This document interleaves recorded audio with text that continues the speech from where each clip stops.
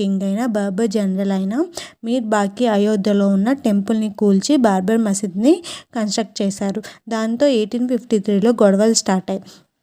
దాని తర్వాత 1943 23 డిసెంబర్న అఖిల భారత్ మహాసభ వాళ్ళు రాముడి విగ్రహాన్ని ఆ మసీద్ లోపల పెట్టారు. తర్వాత 1989లో విశ్వ హింద్ పరిషత్ వారు మసీద్ పక్కన టెంపుల్కి పునాది వేశారు. తర్వాత 1992లో బాబర్ మసీద్ని కూల్చివేయడానికి గొడవలు స్టార్ట్ అయ్యాయి.